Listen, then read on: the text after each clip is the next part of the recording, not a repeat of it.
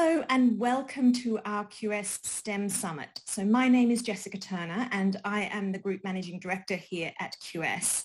And I'd like to thank all of our guests for joining this conversation.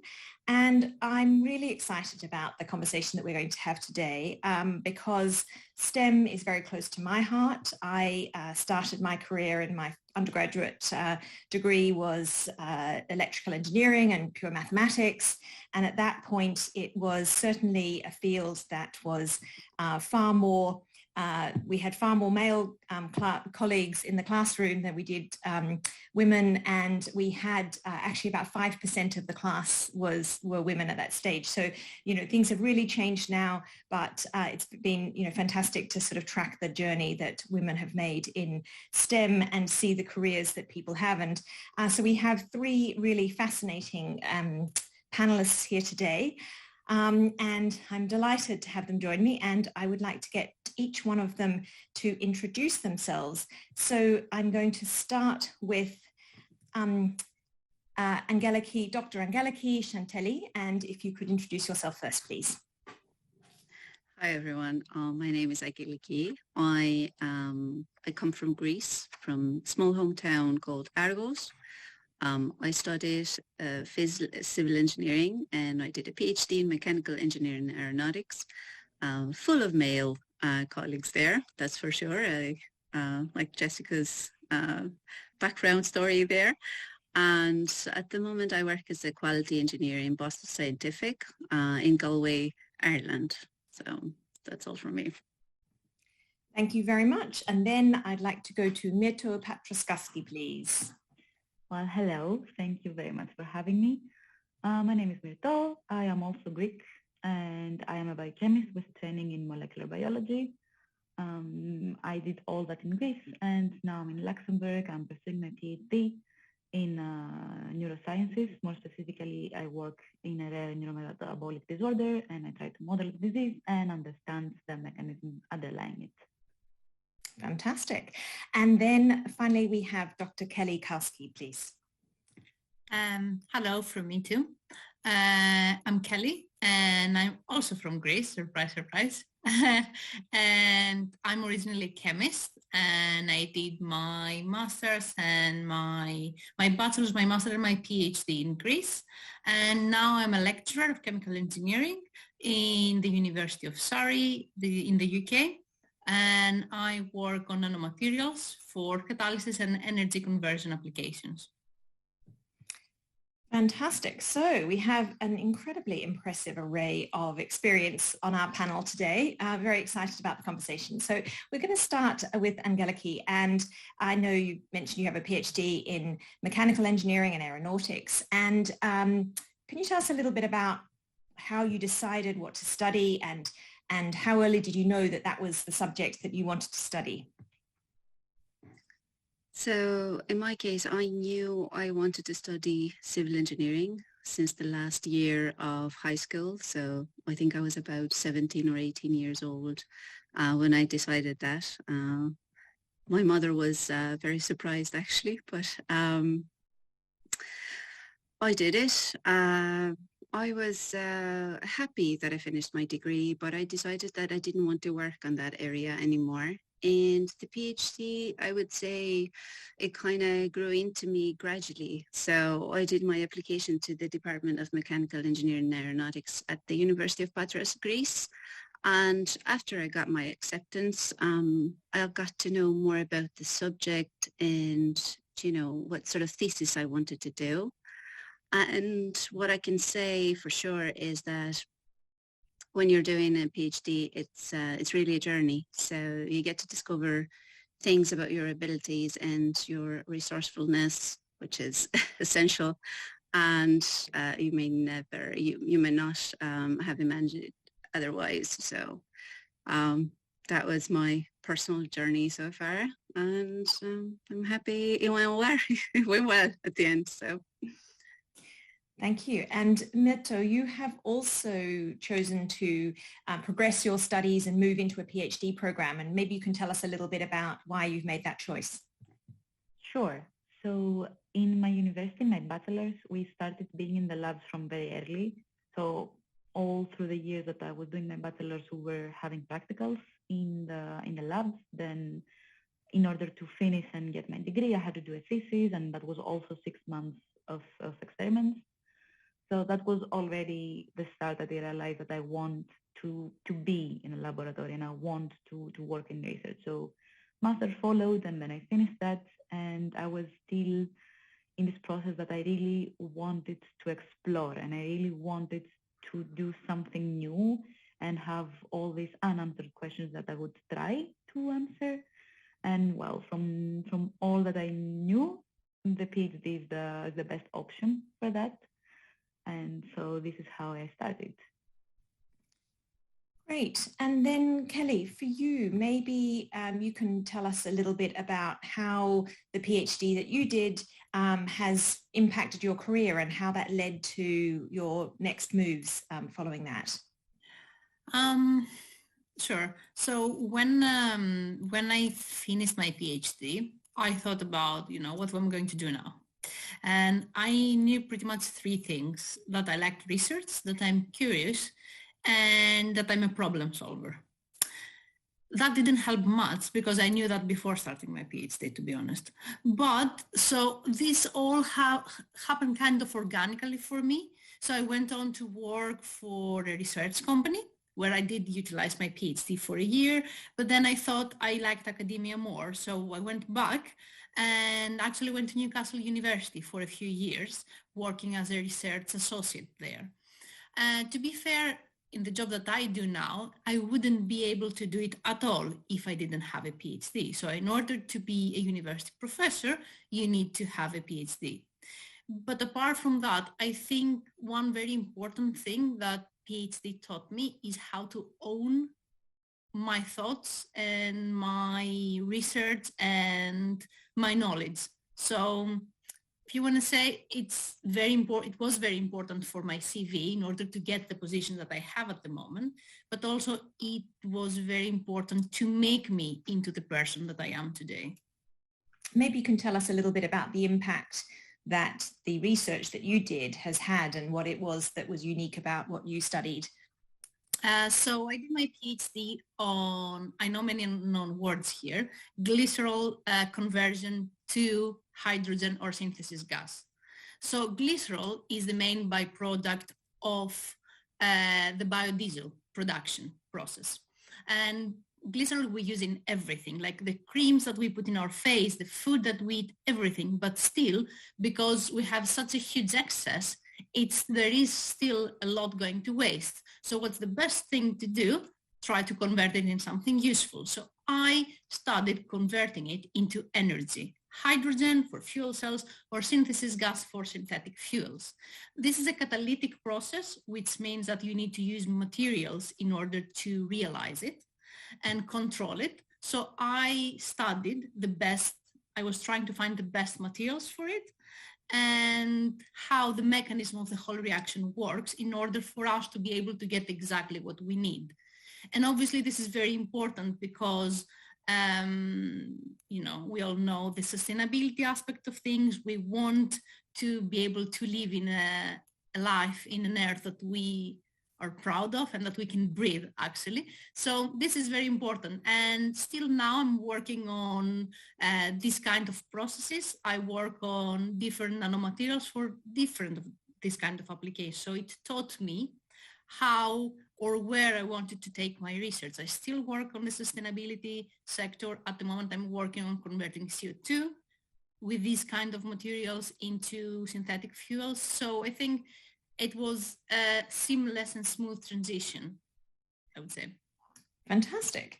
And, fantastic to see that even in the career that you've had so far, the kind of impact that's had and the kind of really far-reaching application for that knowledge.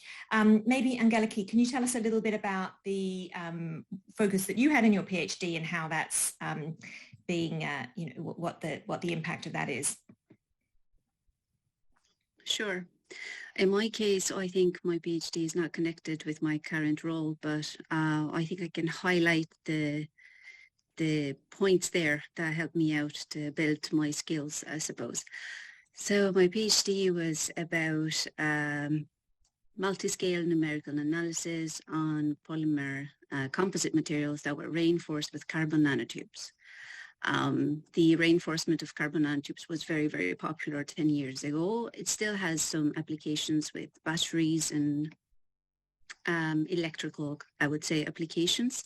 But my PhD was about applications in airplanes. So that material was about to be used for the manufacturing of a fuselage demonstrator from the Clean Sky project. So big project, big plan.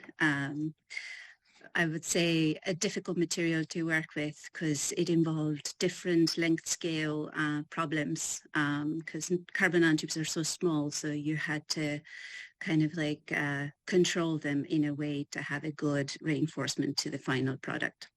So the innovation of my PhD was the complexity of that geometry and how I added that to the numerical models I developed, which was never done before. And I suppose then the other innovation was that multi-scale numerical analysis that I performed, because basically that gave me the estimation of effective material properties, which is what you need to have a good quality product. So I suppose what it did give me, my PhD to my current role, is to be interdisciplinary mostly. So I had to talk to a lot of people. I had to talk with chemists. I had to talk with material scientists. I had to talk with aeronautical engineers, kind of like to understand the problem and figure out what are the factors that I have to account for while I was doing that numerical modeling. And I think that's my biggest strength at the moment, because as a quality engineer, again, you have to speak to different people. You have to go down to the production line, see what's wrong, or you have to talk to your manager or the finance people. So I suppose communicational skills and how to solve problems from the engineering point of view, which basically gives you a step-by-step method, which helps you to solve almost everything. So I guess that's my journey, and that's what I got from the PhD I did.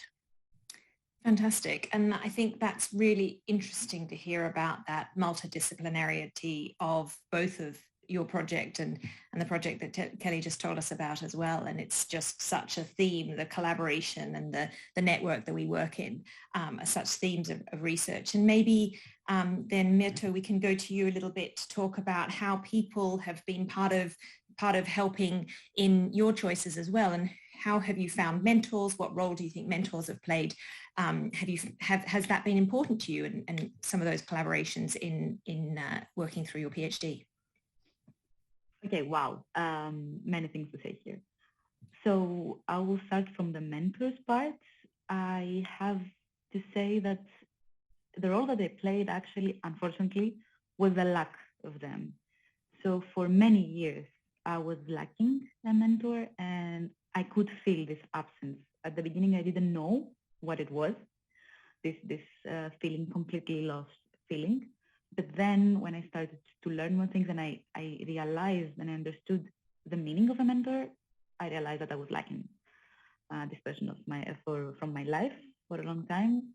Fortunately, in my PhD, I found one, and I can say that this help is tremendous because I always have a person to talk to. I always have a person to vocalize my thoughts for the minimum, even for the smallest thing, and I have someone to answer back. And this is really important. I really believe that this is really a team game. You really need people to help you with it, to power through it, to listen to you, to advise you. So either the absence or really the support I got from my team and my mentor has played a huge role, because there are some days that are really bad in the lab, as you all know. They are really the worst days. And something that my team will tell me, something that a colleague will tell me, even if it's a joke, even if they would tease me about having a bad day, that makes a difference. That is the day that I'm still there because I can share my disappointments with them, I can share my frustration with them, and something will come out of it. So I cannot really stress enough how important it is to rely on your team and to rely on your colleagues, if possible, to help you in this journey. And the mentor who you found to help with that, was that somebody within the university or someone outside of the academic setting? She's a colleague of mine. She was a PhD student that was just finishing when I started. She's now a postdoc. And one funny thing I would like to share is that she was tough with me at the beginning. She was really tough the first years. I was thinking, why? She was always professional in the sense that whenever I needed help, she would give me all the tricks that she maybe spent 4 years of her life painfully to learn. She would just tell me, do it like this, do this. She would really help me learn through her experience. But she was tough at the beginning, and I understood that it was, in a sense, testing me to see, do you deserve this help? Because I really painfully got it alone, and now I'm ready to give it to you, but will you, what you will do with it? That took her 6 months.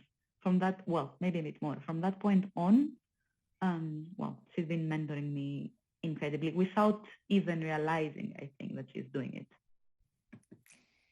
Very interesting. So mentors can come in lots of different guises and lots of different stages of their career and your career, and it's really about figuring out, who are the people who are going to help you and along that journey. Maybe we can go back maybe to Kelly and then to Angeliki, and if you can tell us a little bit about being a woman in a STEM sector, both in the academic world and then in industry. What are some of the challenges that you've experienced? So maybe Kelly, we can start with you and then we'll come to Angeliki. I think, and I don't like saying this, but I think it's the fact that we always kind of need to earn everything in a very, very, very painful way. Maybe not, let's not say painful, but maybe like we always need to prove ourselves, even though we might be in a place where, all of our male colleagues are, right? And the other thing is that we don't have the role models.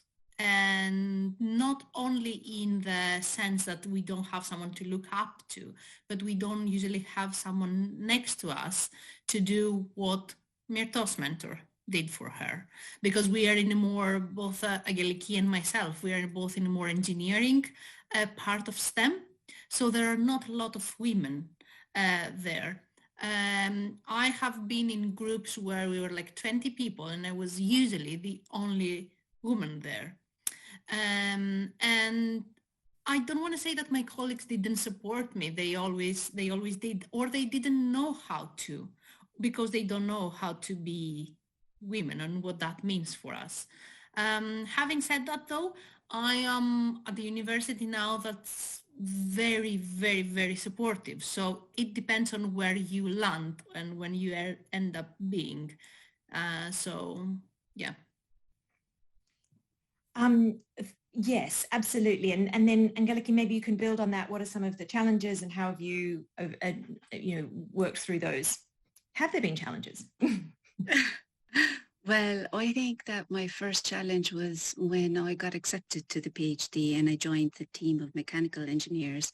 I was the second girl at that time at the lab, so it was very weird to me because in civil engineering you tend to see more females than males to students. So to me that was the first shock, I would say. And then slowly I figured that I had almost to prove myself that I can do the jump, that I can be both a civil and a mechanical engineer in the way of thinking, in the way of solving problems, which I did with time, because I think experience kind of builds on you anyways. no matter the sex you are.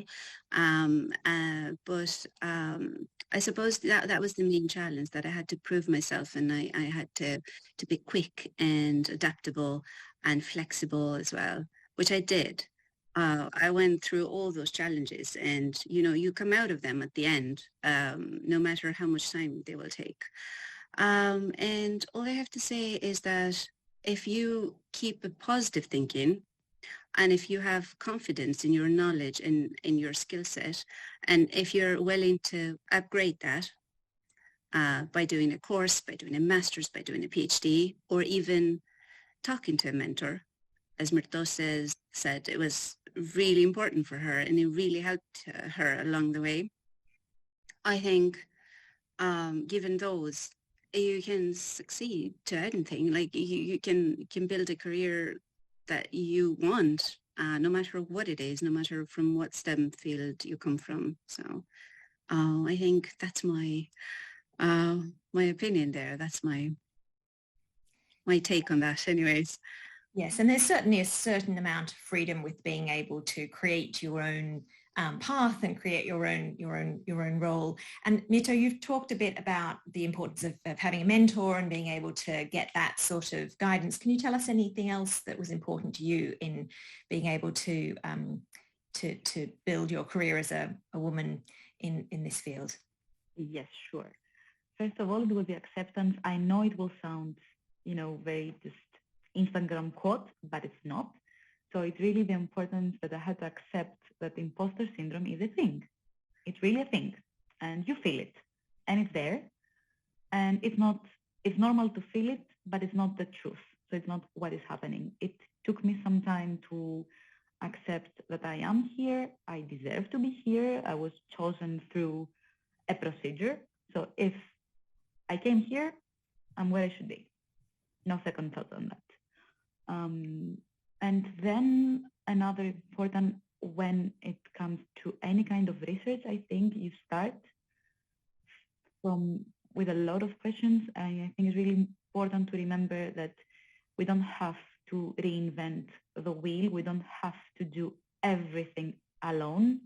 People worked before to what we're doing to optimize techniques, to do a lot to create a lot of tools. We should use them instead of trying to do everything on our own, everything. That will save time and will bring more experience because you use whatever all the other researchers did before you to create something new. So I think these are two of the most important things I learned. And the moment I realized them, I became better and faster and more precise in my work. Great. And Kelly, I'm interested in if maybe you could tell us a little bit about, you've pursued your academic career, and it's a really sort of intangible life, I think, for a lot of people. But if maybe you could tell us a little bit about that path and what it looks like for an average day for you now in the career that you have. Yes, of course. So I think if you ask an academic, they will tell you my day is full of meetings. But I will say that my job, I think, has three main axes. One is teaching, the other is research, and the other one is something that we call citizenship. So I'll start with teaching, where I am responsible for all undergraduate labs in the chemical engineering department. So when it is during semester, I have to teach, I have to mark, I have to speak to students and to PhD students that help me with the labs. And as far as research goes, like I said, I work on nanomaterials for catalytic applications. So I have a group and I have students working with me. I'm no longer in the lab unless I need to show them what to do or help them with something. But we have a lot of discussions on how to take their research forward. And I'm really trying to be the mentor Myrto and Angeliki mentioned for them. And then I have the citizenship part of the job, which means like we do things beyond teaching and research. So I am involved with equality, diversity and inclusion in our department and university. I'm one of the 3 contacts between the university and Women in Engineering Society in the UK. And so I'm trying to see how we can adapt our teaching and our learning and our everyday life in the university to be more diverse and equal for everyone. So depending on the time of the year, one of the 3 might dominate, or they might be intertwined, and I'm rushing to write a paper and write proposals, but also have teaching at 2 o'clock, and then I have an EDI meeting at 4. So yeah, that's about it. And usually that doesn't stop at 5. I have to say that, and it doesn't stop on Friday. So yeah. Yes, thank you. That makes it all very, very tangible. I know we've got about 5 or so minutes left, and I just then like to get a bit of a reflection back, I think. So maybe we can start with Angeliki. If you could tell us a little bit about, if you look back on your path and you had to do it all over again, or you had the chance to do it all over again, is there anything you would do differently or think about differently? Well, there is one thing that I would like to do different, in a different way, I suppose. And that is to figure out how I would pursue a career within medical devices in Greece, or get some sort of qualifications in Greece regarding that topic, which when I finished my PhD I wanted to do, but I didn't know how to do, didn't know how. So a mentor at that time would be perfect for me. A mentor from that field would guide me, and I would have suggestions at least on where to go and what to do. So instead of that, I got into research. I gained a lot of experience in that, and I know how to do research now. But I pursued a qualification in Ireland, actually, eventually, and I jumped on a role in industry with Boston Scientific, which is one of the biggest companies in medical devices. So for me, I think that would be the change there. But in general, I would like to kind of advise everyone to trust their timing. The right career and the right role and the right move will come to you eventually. It's just trust your timing. It's a marathon. It's not a sprint, as they say. So. Yes, and I like the note there on sort of serendipity. You never know what opportunities are going to come along when, and sometimes trusting that ends up taking you on the path that you wanted to go down. Maybe Myrto, you could comment on how you think about that question, and what advice would you give back to your younger self earlier on as you were starting off? It's very similar actually to what Angeliki said on how she closed, with the quote that she closed. So I am happy with where I am. So would I do something differently? No, not because it was the best choices, but at that time they felt right. So I made some changes, like I started from a completely different research field, so from what I am doing now.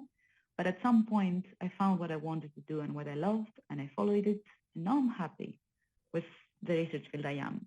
So I would also say that trust the feeling. So if something feels right, or it feels like that's what you can do right now. For example, there was a time that I had to choose whether I would leave Greece or stay there for a master's. I didn't want to leave at that point for any kind of reason. It didn't feel right to leave. Could I have done a better master's? Maybe, but it felt right to stay. So in any case, now I'm in Luxembourg doing what I love. So I would also go with almost like what Angeliki said, do whatever feels right. And if that means do a career change, do a big shift, and you've been, I don't know, studying in a specific field for many years, and now you want to change. If it feels right, it's right. Yes, thank you. It's the importance of experience and trust. And maybe Kelly, you could just give us a final thought is there any advice that you have that you give to students when they're looking for future careers or future programs and thinking about what's the path that they'd like to pursue? Yes, one thing I would say, don't stress, because we spend a lot of our lives doing that, and that's not going to lead anywhere. The question is the advice is ask questions. People have been there, so they are always willing to help you. And quit labels. Don't look for the big names, the big professors, the big institutions. Try to be inspired, because there's nothing that's going to replace being inspired by your research topic, by the colleague that's next to you and is helping you. Nothing will replace that. So your career needs to be something that inspires you and that makes you happy. And that's different for everyone. So as long as you seek for inspiration and don't stress out, it will come to you. So that's what I would say. So in all, don't stress and look for mentors. Fantastic. Okay, well, I think that that might be a lovely place to end the panel. I hope that people found it really interesting.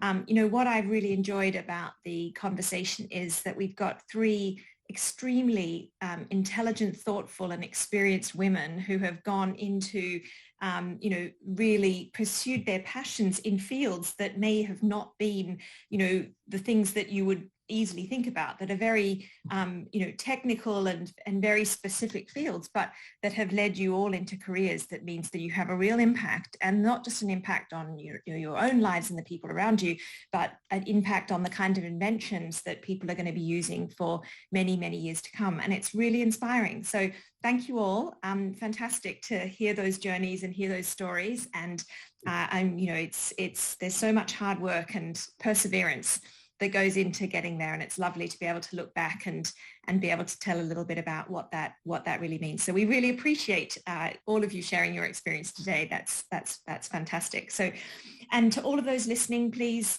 take a look at the agenda and join other sessions that are happening, and visit and talk to and explore and ask questions and be curious from the universities who are here to help you with the kind of choices and to find the kind of inspiration and passion and interesting careers and interesting work that we've heard today. So to Myrto, to Kelly and to Angeliki, we'd like to thank all of you, and thank you very much and all the best. I hope that we can get you back in the future and you can tell us about the next stage and the next couple of years. Thank you so much. Thank you so much. Well,